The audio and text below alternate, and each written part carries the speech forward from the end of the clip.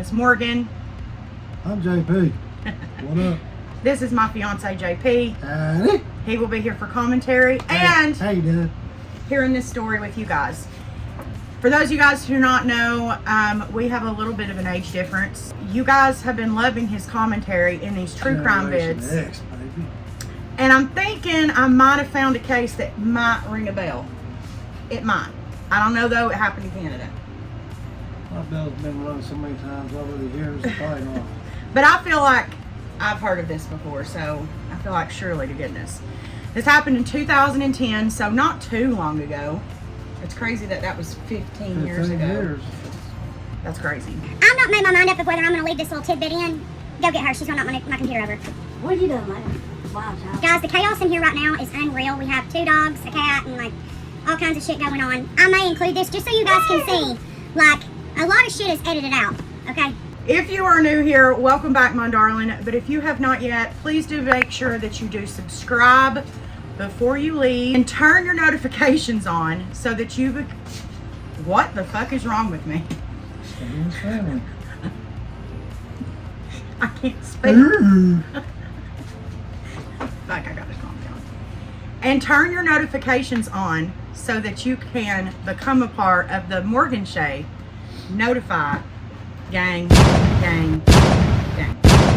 I'm only doing that because you guys fucking love it. But anyways, as most of you guys know, I used to have a series on this channel called Beauty and Documentary Breakdown, where I used to do a makeup look with you guys and we would talk a documentary. Now the makeup is done live with you guys on the night that I film. It's always going to be on every other Saturday. So every other Tuesday you guys get a true crime video. So every other Saturday you get the beauty look, and then the video comes out on Tuesday. And this time you guys recommended a Netflix documentary called What Jennifer Did. It's been on Netflix for a little over a year, so it's not brand new, but I hadn't watched it. And I would say, I would call myself a true crime documentary connoisseur. I indulge, okay? I indulge. And this one was crazy. Just so you guys know, if you want to pause and go watch, it's an hour and 47 minutes long. It's just one episode. So if you guys want to pause this and go watch and come back, go ahead. If not, there's about to be a lot of spoilers. So here we go. Let's roll the intro. You're going to do it with me. Roll the intro and not kick the tripod. Hold on, you're out of focus again. You're going to have to come closer because you're blurry. There we go. All right. Let's roll the intro. Let's switch this up.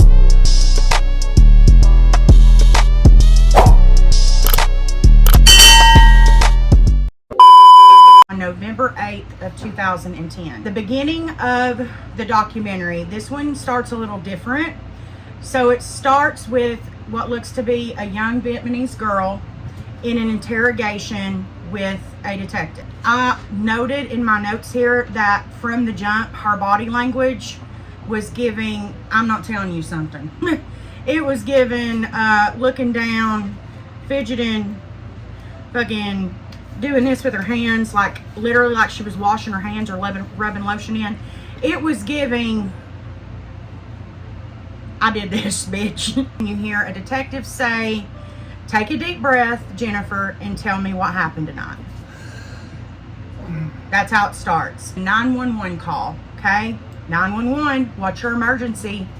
And you hear this girl, and I'm going to read it, quote, "Someone help me, please. Someone broke in and stole all this money, and I could hear my parents yelling downstairs, please send help," end quote. I will say in the 911 call, sometimes they tell on themselves straight from the 911 call. Something that she does say in there does end up kind of telling a tale. It doesn't necessarily tell on her, but I will say, just by hearing it, you would think like this person's freaking the fuck out. Then goes back to the scene of the interrogation, and she's explaining to the detective she heard. She says, quote, "2 pops, and then I heard my mom scream, and then 2 more pops." And then begins to cry at that portion of the interrogation, and the detective says, quote, "Take your time, take your time." It then jumps back to the 911 call, and you can hear a man screaming. And this is that like iconic, like every true crime ever, part where the detective says, this was something I've never seen before. You know, like every true crime you have, we've never seen nothing like this. It was that. And it starts snapping up photos from the crime scene. Blood all over the door, blood all over the couch, bitch, blood all over the steps. And then upstairs, remember this, it shows beside the banister, it shows a piece of rope with some scissors. Remember that. Again, we jump back to the interrogation. And this time it's a woman's voice. And you can't see the detective, but she says, quote, "You did what you had to do, right?" End quote. Now we go to location of crime. Markham, Canada. The lead investigator on this case was Detective Bill Cortese, and he says that he gets a call. Said that this was different for this area because it's a very quiet, low crime area. He says when he receives the phone call, he immediately kind of gets frustrated, selfishly, because it's the middle of the night and he was asleep. It's a double shooting where one person is already deceased and the other person is in critical condition on their way to the hospital. News anchor clippings from the actual night that all of this happened. York Regional Police Inspector, that's what they call their officers in Canada, is inspectors. Fred Moffat, sorry if I'm mispronouncing that, says, quote, "Call came in around 10:30 p.m. tonight from inside the home. There are 2 victims, and it's been confirmed that this is a homicide, as one was deceased at the scene of the crime, and one is hospitalized. Otherwise, we don't have any other information," end quote. This is when they introduce homicide detective Alan Cook, involved in this investigation. And he says the victims were Bic Ha Pan and Han Pan. Bic Han Pan was already deceased at the scene of the crime, and Han Pan was in critical condition, and it had been confirmed that they were putting him, his injuries were so severe, they were putting him in an induced coma. So, with these names, I'm kind of confused, so I just want to clarify. Is Han the father? Yes. And so Vic is the mother. Okay. Yes. So the mother is deceased. Correct. Yes, the mother has passed away. And the news anchor that was reporting at the time on the 11 o'clock news, and she kind of shares a little bit about them, saying that the Pans were immigrated from Vietnam, and they were extremely hardworking people. They had worked really, really, really hard to get to where they were. The research that I found, just side research I did, it actually is reported that Han Pan came to Canada with $27 in his pocket, and that was it. He had nothing else. This is when detectives received the report of the actual details of Han's condition. It says that Han was shot in the eye, actually the inner corner of his eye, and it traveled through his skull, down his jawline, and into his neck. I know. People can be shot in the face and in the head, right, and still live, yeah, and not have any kind of like brain functions taken away or anything. I mean, and to travel that way. That was the other thing I was thinking. I was like, he was shot in an inner corner of his eye, went up into his skull and bounced off of, they said, a piece of bone, and went into his jawline and came out the back of his neck. They say he is in an induced coma, and we don't know when his vitals are going to be strong enough for him to come out of the induced coma, if he is going to at all. Like, his chances are not looking very good. At this point, the police are worried because this is the only other witness aside from their daughter, Jennifer Pan. This just kind of worries them because she was left completely unharmed. She doesn't even have a scratch on her. So it's obvious that initially they're like, My mind obviously goes to, yeah, why did they not chase her, do nothing to her? Right, nothing at all. Why was it just mom and dad? This is when Jennifer is brought to York Regional Police Department. It actually shows the actual footage from the news there in Canada of Jennifer walking in that night. Walking in out of an ambulance, and she has a one of the ambulance driver's jackets on, like black long sleeve jacket, and she is led through with the detective and the ambulance driver through the side of the police department. This is when the lead detective kind of explains his agenda, because he says that there's a lot of weight on his shoulders. Again, this is a very tight-knit community. It is a smaller populated community, and he knows that people are going to want answers. This is when a detective, only known as Randy, this guy's never in the documentary and never given a last name, but he is the first one to interview with Jen. And she kind of starts to explain that night. He wants her to kind of walk him through what happened that night. And she says that night her mom had made dinner. This happened on a Monday night. That her mom had made dinner that night, and that her mom did line dancing. And so her mom would go every Monday night. So she said that her and her mom sat and they have dinner together. And then her mom leaves to go dancing, and she kind of goes on up to her room for the night. She said that she watched some TV for a little bit. She was on her phone for a while. And then eventually her mom came home around 9:30 p.m. How old was this kid? We'll get there. We'll get there. She said that when her mom got home around 9:30, shortly thereafter, she heard her mom yell. And then she heard her mom yell for Jennifer.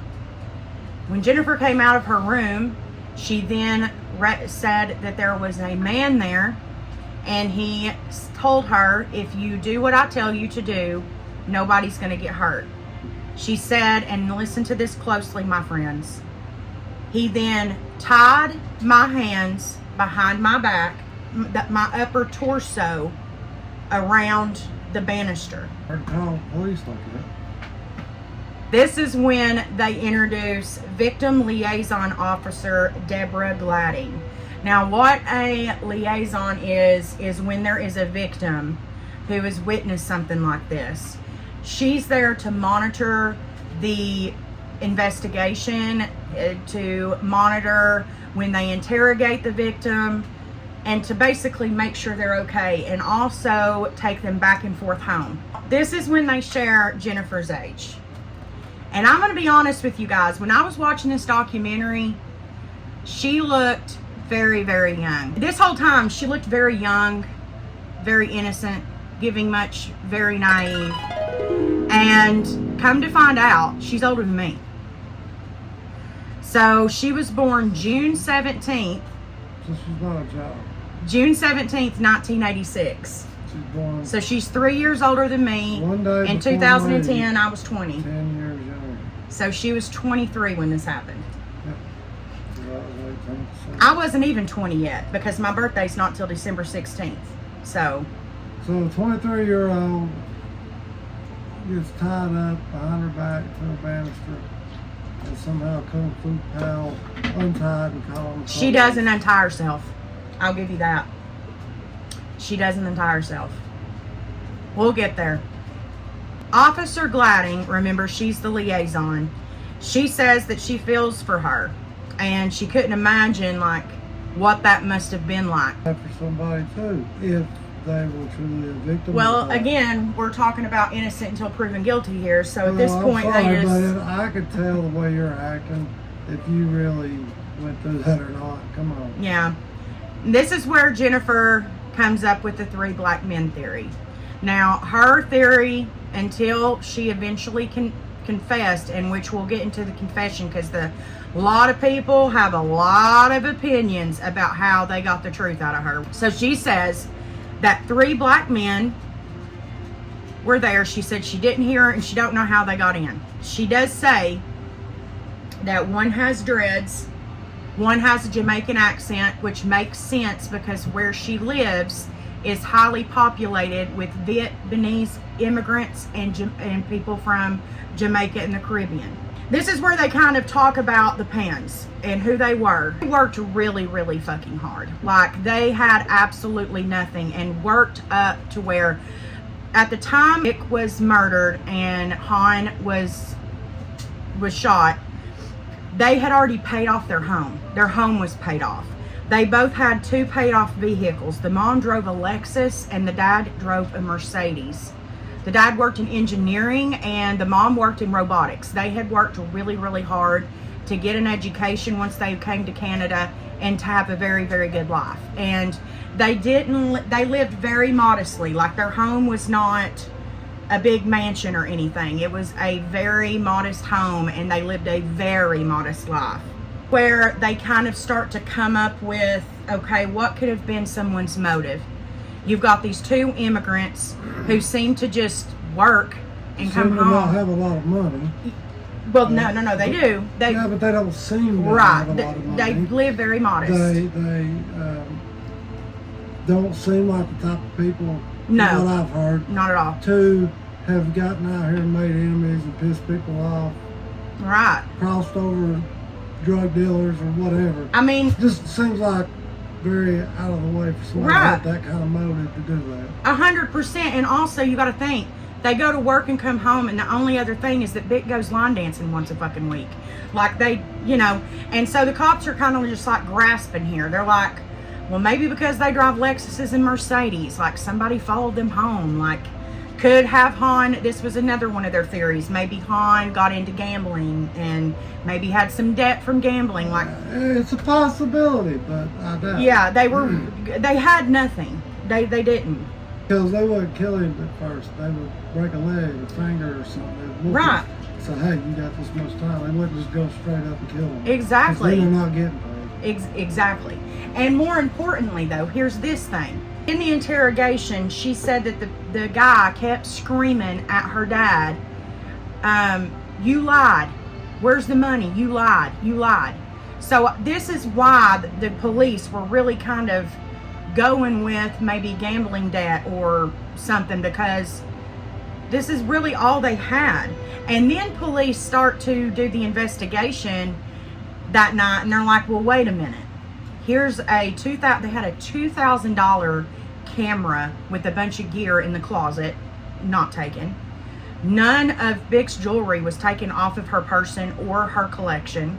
Their wallets were on. No, so money was taken out of purses and things like that, but that was it. It was just money. But they didn't nothing else. Nothing electronic. Nothing.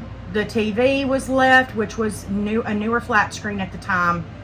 Things were just left, So it wasn't like, look like a robbery. Just money taken. That was it. The first interview with Jennifer ends at 1:30 a.m. At the end of the interview, she asks, quote, can I use the washroom, end quote, to the detective saying, absolutely, of course you can. Yes, this time she's considered a victim.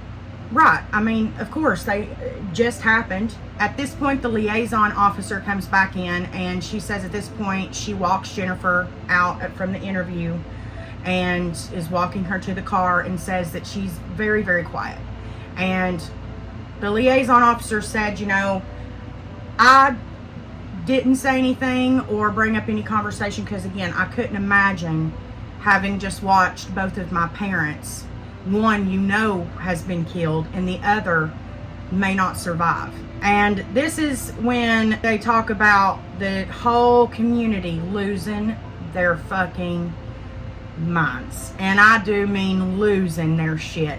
People making picket lines, like, we want to know who did this, like, we don't feel safe. People trying to pay police officers to stay outside of their home. A lot of people, and we're talking about most of this community, they were upper middle class or they were fancy schmancy, okay? They were hiring security to be at their home 24/7. Like, people were freaking the fuck out. And there were no answers.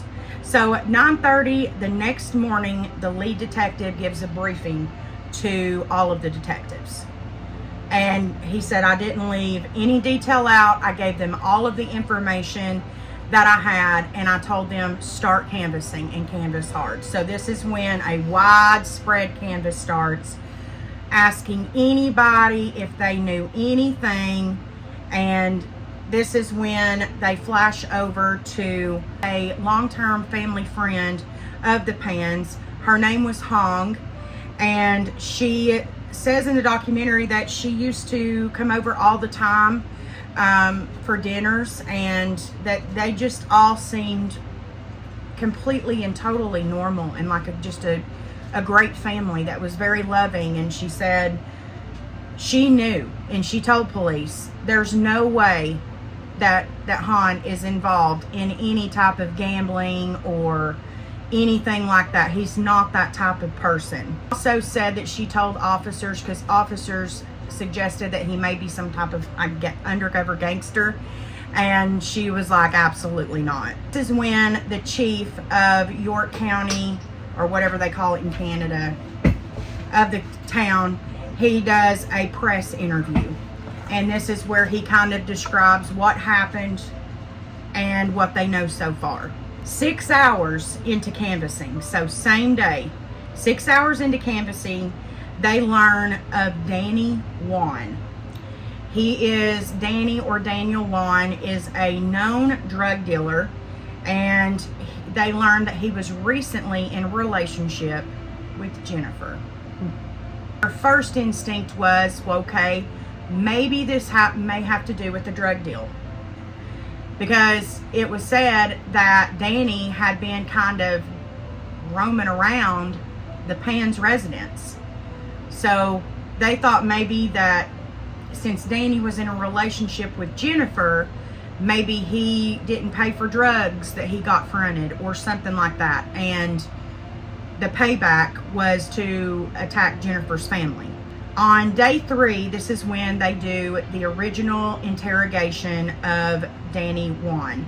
It starts at 4:19 p.m. Because Danny worked at a pizza place and he wasn't able to leave work early, so he had to leave. They had to wait to interview him until the end of his shift. They asked him where he was on the night of the murder, and he said that he was at home and went to bed at 9:10 p.m. I think that's a very specific time. That's a weird time to me. I don't... 9-ish or... No. 9:10. No, a little after 9 or... 9:10. And that's a little early for a 20-something-year-old drug dealer. At 9:10 p.m. Yeah, that's when business is booming. Come on now. I went to bed at 9. Oh, no, we'll get there. So then he starts to ask about the trouble that he had been in, and he said, oh, well, that was a long while ago. I'm the straight and narrow now, and I work at a pizza joint. Okay. Yeah, okay. They then asked him about his relationship with Jennifer. He said that they hadn't been together in almost 2 years, and that the reason that they weren't together is because her parents were extremely strict and told her that she couldn't be in a relationship with Danny. He was asked why, and he said, I don't know. He said, probably because I'm not a doctor or a lawyer and I work at a pizza place. I don't know. He also lets them know that he is now seeing a new girl. He has a new girlfriend, and her name's Christine. Okay. At the end of the interview, he then decides to let police know that he's been receiving harassing phone calls and text messages for months. And they're like, okay, well, what were these phone calls? And he was like, well, nobody would be on the end of the phone, but with the text messages. Now, with the text messages, they would say things like, quote, ha, ha, ha, end quote, or quote, we're watching you, end quote. Or, for example, the week to the day before the murder of the Pans, he received, quote, bang, bang, bang, end quote. Detective then, says, well, why in the hell did you not mention this at the beginning of our interview? Why would you just now tell me, like, this is super important information? And he was like, oh, I don't know, I just didn't think about it. Detective walks out, and he's kind of wanting to look at Danny's body language. And he's just sitting there, guys. Like, he's not he's not looking around or tapping or anything. He's just sitting there. The only thing he does when the officer walks out is just adjust his glasses and pushes them back up. The detective says, there's something missing here, and now we need to get to know Jennifer Pan. We need to know who she is and what she's had going on. This is when Jennifer's friend Naomi, he was someone that was friends with her pretty much her whole life up until she was arrested. Said that Jennifer was the sweetest, funniest, brightest girl up until she met Daniel. He said that once she met him, it was all about him. She was completely infatuated. And he says that she had saved money all summer into Christmas, over $2,000, and spent every dime on it on a BB gun. And he said, you know, at that time I couldn't imagine, you know, spending, you know, $2,000 on someone I'm newly in a relationship with, but even more so on one item. You spent baby gun, come on. So this is when the friend says their relationship was pure chaos. It was full of drama, it was full of arguing, and that Jennifer's parents did not approve of Danny once they found out about him. The community's really starting to freak out, and eventually they get a tip from a neighbor. And one of the neighbors has an outdoor security camera that basically faces outside, and it's aimed diagonal towards their driveway. So it basically faced the Pan residence. And they have very, very grainy footage. It's extremely grainy. But you can see 3 individuals go inside. They're inside for approximately 36 minutes. And then they run back outside. The first individual runs pretty fast. And then 2 other individuals follow out. Crazy thing is that they came through the front door. And the other crazy thing is that there's no forced entry on that door at all. Nothing. Not one single scratch was on that door. It might as well had been a brand new door. Nothing. The only thing on that door was blood. That was it. At this point, the detectives want to interview Jennifer again. They want to learn all about her, and they want to know more about her relationship with Danny. Liaison officer, again, Deborah Gladden, is there, and she monitors the entire interview. Jennifer's demeanor as soon as they mention Danny, as they refer to him, completely, you can tell she's freaking out. Like, she's like, oh shit, how did they find out about him? Like, you can tell immediately, which, like I said, she's fidgety through her interviews anyway. She looks down a lot. And really, in this interview, she's adjusting her glasses a lot. She's kind of playing with her ponytail a few times. She's doing that hand washing thing again. Like, she's moving constantly. There's also a cup on the table, and you can tell the first time she picks it up and sets it back down that it's empty. You can hear that it's empty. But she continuously, like multiple times, picks up the cup and looks in it, sees that it's empty, and sets back down. Almost hoping that the detective will be like, would you like some more water or something? But he's like, no, he's continuing to question. Jennifer alleges that Daniel's or Danny's new girlfriend, Christine, has been harassing her for months, saying that she believes that the text that she was receiving was from Christine. They asked her, you know, why would you, allege that it's her? And she said, well, she's messaged me on Facebook calling me an idiot. And I called Danny. She's like bitching me out, basically. And the detective's like, well, that's his new girlfriend, of course she probably doesn't want you, talking to her boyfriend. They then asked her about her father, because Danny mentions how strict her father was. If they the same story. Correct.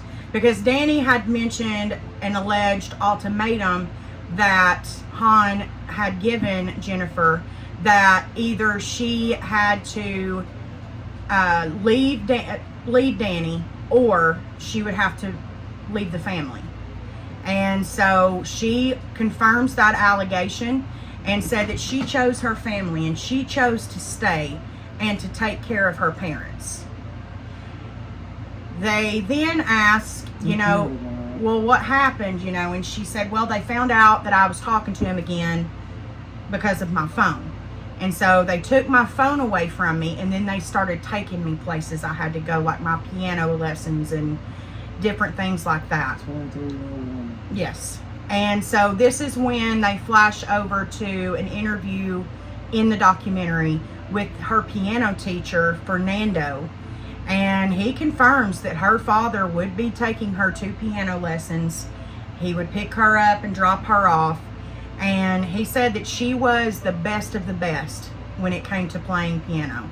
Not only that, but her parents would allegedly invest over $20,000 in recitals alone.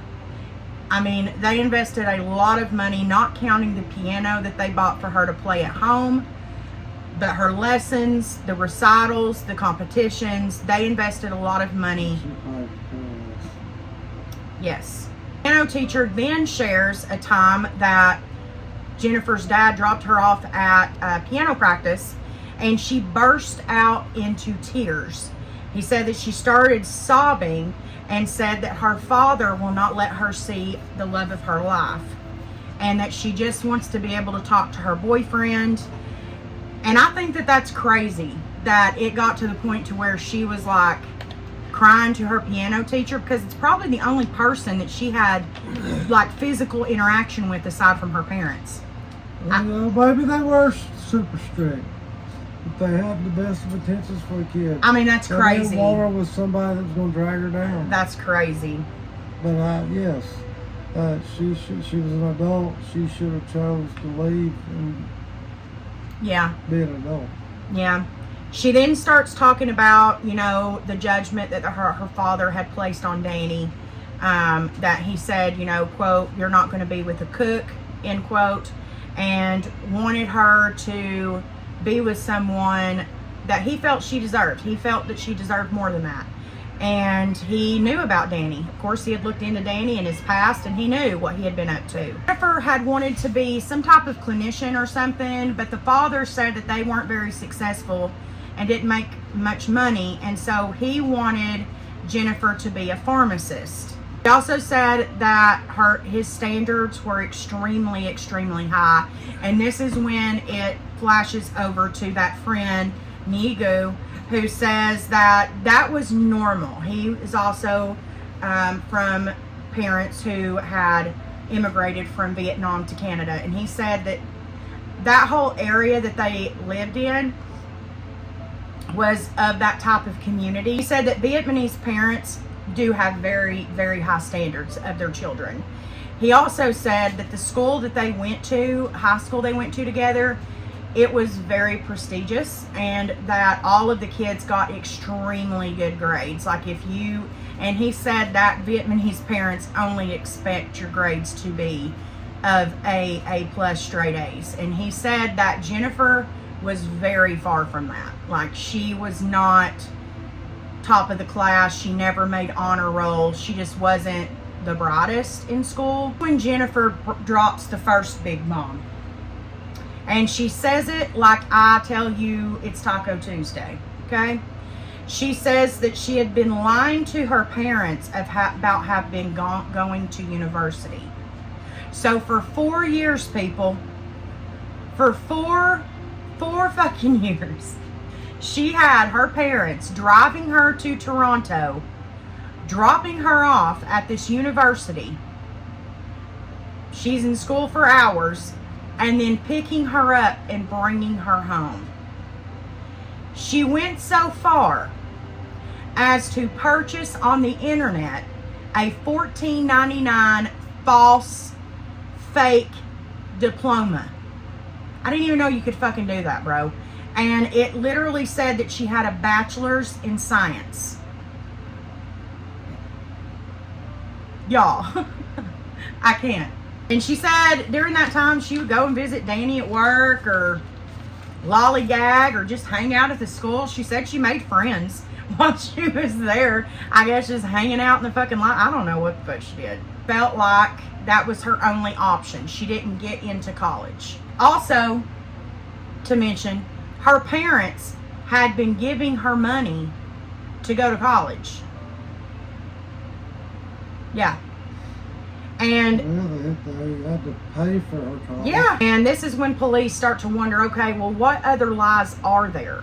And it flashes back over to that family friend that I mentioned earlier, and Hong, and she says, you know, we all thought, you know, it was crazy because she had gotten this degree and she just couldn't get a job. It was like no pharmacy would hire her, and her dad knew people at like hospitals and stuff and was getting her interviews at the pharmacy in the hospital, and she just couldn't land a job. And we thought, well, what the heck? Why is she not getting a job? She has a bachelor's degree.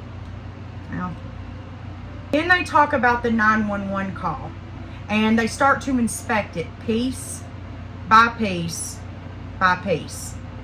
And in one portion of the 911 call, she talks about being tied up. I'm tied up upstairs. I don't know. Because they ask her, are they gone? Are your parents okay? Can you give them CPR? Like, what's going on? And she says, I can't. My hands are tied. I'm tied up upstairs. And so this is when... I hope you call police. This is when the detective in the interview says, okay, then show us how you did it. This is where she says, you know, my hands were tied together behind her, and then he had tied another rope, like from here on one of her arms around one of the poles of the banister. Also asked her if she was patted down, and she says no. Oddly enough, her phone was placed in the back, almost back of her pants at the waistline. Not in her back pocket. Not in her bra like a lot of women, or cleavage. No. Not in a pocket. In the waistband. In her crack of her ass. Not in the crack of her ass. It was not like where her hands were tied.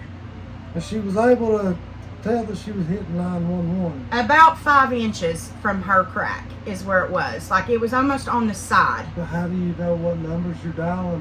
They asked her that, and she said, I turned like this. And I can't even do it. So I don't know, but I'm much bigger than she, so maybe it's, I mean, she does show them how she did it. And they were hey, like, Siri, dial 911. No, this is 2010. She didn't have any type of phone like that. But they do ask her, you know, well, why, how did you hear her? And I found this very interesting, because if this had actually happened, why would you not just turn it on speaker or click the speaker button? She doesn't say that. She said, well, I was yelling into the phone. And they said, well, how did you hear the operator? And she said, I had it turned up on full volume. But it's still down by your waist. I can't hear. It's muffled. I'm sorry. I couldn't hear that way shit. You're hearing that. Hell no. And you've got your dad. You can hear something, but you're not going to hear right clearly. And you've got her dad wasn't fully incapacitated. Like, you can hear him in the 911 call, like, help. If you're that terrified and you don't know that they've left, you're not going to be like, help me, help me. Like, and you can't hear her. Be quiet while they're tied her up so they know she's right. But here's the other thing, though. Like, even if what she's saying is true, there were so many points where the 911 operator was talking over her, or she was talking, yelling over the operator. How did she hear what that operator was asking? Because she would answer directly after. It doesn't make any sense unless you're talking to someone like this. Not to mention, you can tell when someone's yelling at the phone and it's far away from them versus when they're yelling into the phone and they've got it right here. Bitch, she had the phone up to her ear, and I stand by that. And then they ask her, after she gives a tutorial of how she called 911, they then say, well, why would they leave a living witness? And she says, quote, because I did what they asked, end quote. But didn't you say, and this is just me, detectives didn't ask this, but didn't you say at the beginning, the first interview, that they said, if you do what I ask, nobody will get hurt? So your parents were brutally murdered. You did what you were supposed to. You did what you were told. But your parents were still brutally murdered? Okay. So, these are the type of people that would have done whatever they were asked to do in this situation to keep from having harm come to them or their child. So, Yeah. No, that makes sense. At all. No. And this is at what point in the interview that she decides to let the officer know, oh yeah, and by the way, my parents found out I lied about going to college. They found out I lied. And he's like, why didn't you say that earlier when you was fucking talking about it? Why are you just now telling us that they found out about the lie? Like, why did you... Now you owe your parents 4 years of college. Like, okay, then you're paying us back every penny. After this, the detective leaves the room and the liaison comes in and fills up that cup of water I was talking about. She did the same thing in this interview. She kind of pick up the cup and look in it and put it down, and you can hear that it's empty. So she gives her some water, and this is when her body language really fires up, because the liaison is like, you know, as long as you're telling the truth, you know, the puzzle pieces will come together, so don't worry. We'll get it figured out. Don't worry. Like, being on her side. Like, don't worry, honey. We'll find out who did this. Okay. Like, we've already got a couple puzzle pieces. We'll put it all together. And she starts, like, doing this with her hair, you guys. Like, running it constantly through her hair. I'm like, because Jesus. She knows those pieces are going to lead to her. I know, but God, make it more obvious, bitch. You're, like, doing this shit like crazy. She wasn't meant to do crime. The liaison says, you know, her body language was very weird. And on the way home that night, she didn't speak a word. She said on the way to the interview, she was talking, you know, whatever. But on the way home, she said she didn't say shit. And she said this is when she started to suspect that there were more lies. Day 5, they show setting up a command post around the neighborhood. This was to ease the community's mind, because again, they were losing their fucking minds over this shit. But also a place where people could give tips. And within 30 minutes of the command post being set up, they get a call from the hospital that Han's coming out of his coma. And they say, okay, well, is he going to be good enough to do an interview? And they said, oh, he's asking for you all. Bitch. This is when... Oh, Dad's coming around. This is when the detectives fucking haul ass, bitch. I bet you they were hauling ass. Han gives his statement. He said he went to bed early, and honestly, he didn't... He thought Jennifer was in bed. He said that his wife had left to go to her line dancing, and he said, you know, around early 9 o'clock, he decided to just go ahead and head to bed early and go to sleep. So he was awoken, and he has a man dragging him out of bed with a gun to his back, and he sees his wife, and she's hysterical, and she's yelling at another man and saying, we don't have any money in here. This is all I have, is just what's in my purse. And they're like, you're lying. We know there's more money in here. We know there is. And she's like, no, bitch, there's no more money in here. Like, and he says at one point he is on the couch being pistol whipped, and his wife is on all fours on the ground begging for her life. And all of a sudden, here comes Jennifer just conversating with one of the guys. Like, just talking like normal. Like, just walks right by while this is happening. And so they now know Jennifer is involved. So on day 9, the detective goes back to see Mr. Pan, because they went immediately after he was out of a coma. So they wanted to go back just to make sure nothing else had come to or whatever. And as the detective's on the way, they get a call from Mr. Pan in the fucking hospital, and he's like, hey, I need to talk to y'all. And so they get over there, and he says, quote, use your police techniques to find out what Jennifer did, end quote. At 2:40 p.m. that very same day, they have another interview with Jennifer. And they bring in Bill Gates, not the Bill Gates, but another Bill Gates, investigator Bill Gates, who works with the CIA. And he is what they call a truth detector. So he has worked with the CIA for years to bring the truth out.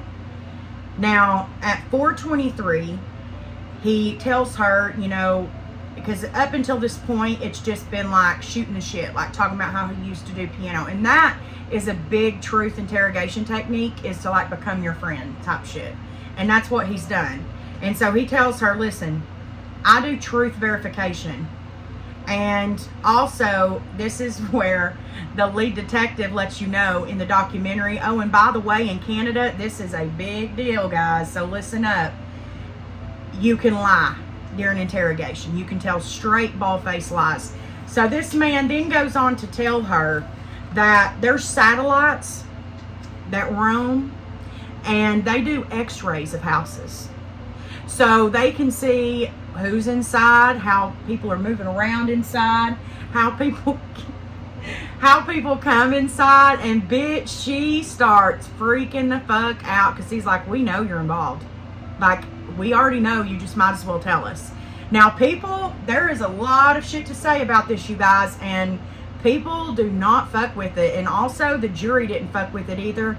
And even more so, it's even more like people down the road, which we'll talk about later. People do not like that this technique was used at all. They don't. I think you should be allowed to lie to catch a fucking killer. I told you guys earlier there's going to be catch a fucking baby raper or killer. Yes, you should be able to lie. Yeah. We got you on camera, motherfucker. Huh. Yeah. We just need you to say it. We've got you. So after he tells her that the satellites in space take x-rays of the inside of her home, which part of me thinks that that might be true. Like, why would he just say that, you know? Whatever. A lie. Yeah. She says, quote, they were supposed, and guys, it's so quiet when she says this because she's got her head in her crotch and her sweater around her, like she will not look at this man. Because again, when you use the friendship technique, they don't want to admit something to you now because they feel embarrassed. So she says, quote, they were supposed to take me, end quote. And he says, well, why would you want them to take you? And she said, quote, I didn't want to live anymore, end quote. And she says that it was somebody named Homeboy. She don't even know what Homeboy looks like. She never met Homeboy. It was all through messages. Oh yeah, but Dad seen you walking strolling right along, talking to Homeboy while we were getting beaten, begging for y'all, it's fucking crazy. So the detective kind of plays along with it for a minute, and he's like, well, why? Like, I don't understand. Like, why would they kill your parents then? Like, you're not making any sense. They went through Jennifer's phone, which then led to text messages between her and Danny, where she's like telling him that she's in love with him, and Danny's saying, I'm sorry, but I feel about her the way you feel about me, talking about Christine. Like, he don't want to be with her. He don't want to be with Jennifer. And she's like, well, call Homeboy and tell him it's off. And he says, no, like, I set all this up. You told me that you wanted this done for you. So that right there is all that they needed. They now have it. And Homeboy turns out to be someone by the name of Linford Crawford. And this is when they start to string and get all of the people involved. So it is Jen Pan. We have David. I'm not even going to try to pronounce his last name. It's on the screen. It's one of those last names like you smashed your head on a keyboard and that's it. It's Mylvagaham. Is that the boyfriend? No. His name is Danny. This guy's name's David. Eric, Sean, Danny, and Linford Roy Crawford. So that's everyone who is involved. They find out that all of them conspiracy together. Basically, Jennifer's motive was much different than Danny's. Because I think what Danny was hopeful for, because he knew that her parents had money. So he thought, they thought because they knew that her parents had a very large life insurance policy. So Jennifer would have gotten all of that. So his hope was, oh, well, we'll get this money and, be able to carry on about our lives, which was good enough, I guess, for Homeboy or Linford. No wonder he goes by fucking Homeboy. Linford. And David, I guess they were just like, well, fuck it. It's a Monday night, whatever. And we got shit else to do. Let's go kill some people. yeah, and Jennifer was like thinking, okay, well, if my parents are gone, I can be with Danny and we'll have the house, we'll have these cars, like all these things. So that was the motive, was financial gain on all the guys' end. But for Jennifer, she was hoping that her and Danny would be able to be together. Up until right before it happens, and he bursts her bubble, says, I feel about her the way you feel about me. And she says, call it off. He Right. says, no, I done set it all up, bitch. Won't pay. Now, they also put a wiretap on Homeboy or Linford's phone, talking to somebody about Danny. And he starts talking about how the police have pulled him for another interrogation, and word on the street is allegedly there was a dirty cop or dirty detective involved in this. That is allegedly. There has not been any charge, but allegedly Homeboy had somebody on the inside, because he kept getting information after they wired his phone and went through his messages. He was getting all kinds of info, you guys, about different people getting interviewed and all these things. So that's when they're like, okay, you know, we know what happened. They get the answer out of her. And basically, she waited on her mom to get home. She knew her dad was already in bed. She went downstairs and unlocked the door, and then went back upstairs to the front-facing room upstairs, which I guess was just like a spare room or an office. And she flickered the white light switch on and off 3 times. And then she went back to her room. So the light switching on and off was a signal, like doors unlocked. Come on. So they're all arrested on first-degree murder charges. Han ends up saying in court, quote, I told Jen you have to cease the relationship with Danny Long or wait until I'm dead, end quote. And so after that statement is when police believe, she has not admitted this, but they believe that that's when she felt either my dad's gonna have to die or I'm never going to be out of it. All of them but Cardi got life with possibility of parole after 25 years. And Cardi got 9 to 18 years, but he died in prison. There have been mistrials on this because of the lie in the interrogation, which was sustained. So there's not been any overturn, but it's not closed yet. So that appeal is still open. So there is the possibility that they could get this overturned into something else. But even still, you know, they've already went up or they're coming up on parole. How long has it been? 15 years. So in 10 years, they'll be up for parole. I know that Jennifer has done several interviews of her basically, you know, saying that she felt like she got brainwashed by Danny, and that Danny was telling her one thing in person but different things via text, because that's one thing that prosecutors kept saying in court was, well, you're saying this, but the texts show that he's like telling you straight up, like, I'm going to be with Christine. Jennifer's father has never went to visit Jennifer. I do believe, from what I was able to find, that he does correspond with her via letters. So I believe he's actually responded to 2 of her letters in the 15 years that she's been in prison. It'd be hard. Yeah. You're my child, I love you. You tried to have me killed. You killed my life. Dead, and you killed the love of my life, your mother. Right. He refuses all interviews. He has never done an interview on this ever. He's never released any type of book or nothing. And he's one of the only parents, though, who have been involved in something like this or have had a child who's been a killer, who've not released a book or done an interview or He's not trying anything. to make money off of Yeah, it. He's trying to forget about it. Yeah, he doesn't talk about it at all. Matter of Painful. fact, has no social media at all. Nobody, I don't even know.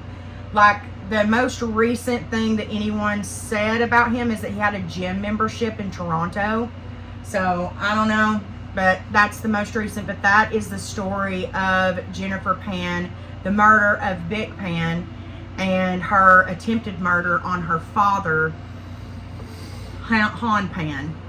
And Well, hats because, off to you, hon. You handle this like I would. I mean, at the end of the day, you know, when parents are strict and controlling like that,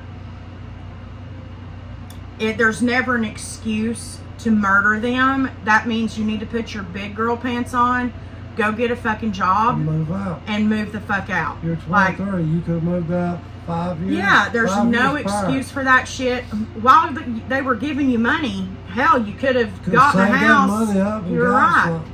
Or actually went to college and got a job because you got an actual degree, Yeah, and then I get a went the fucking easy way house. out. Like, I want to mooch off my parents and their house. yeah, she wanted and that I for want the millions boy of that dollars. They don't want. That don't want me. Like, he didn't even want you.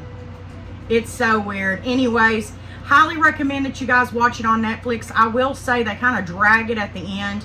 So I did end it and just researched how this case ended and found my own research. But I do agree with you guys. It is a very intriguing story, to say the least. Yeah, I kind of want to watch it now. Yeah, I mean, did this trigger any memories? Of course not. No, but I kind of want to watch it now. Do you? Yeah, I mean, it's interesting for sure. I got mad respect for her. For the dad? On his handle Yeah. it, because, I'm sorry, you're writing books and everything else, you're just, no, I'm trying to forget about it and remember my wife. Right. Well, the ones who Yeah. have is like, for example, John Benet Ramsey's parents both wrote books.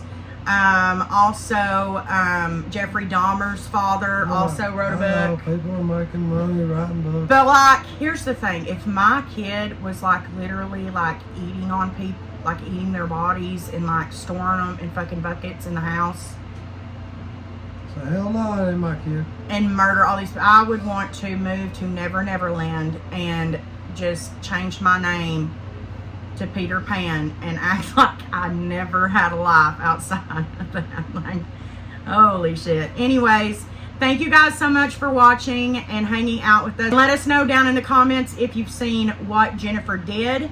Again, it is on Netflix. And yeah, make sure you subscribe before you leave. Give this video a thumbs up. Turn your notification bell on. Also, we are on the road to the 2,000 subscriber giveaway. So make sure you're subscribed. There's been a secret emoji somewhere in this video. And if you comment it down below, it will enter you into the giveaway every time that you comment a secret emoji. So anyways, love you guys so much. See you guys next time. Bye. A few moments later. Hold on, don't move. We gotta make a thumbnail. Okay. Come up closer, closer, closer, closer, closer. Right there. I'm gonna stick close. And be like, oh, you went. Why did you make that? I don't know. Okay. You've got to make a thumbnail.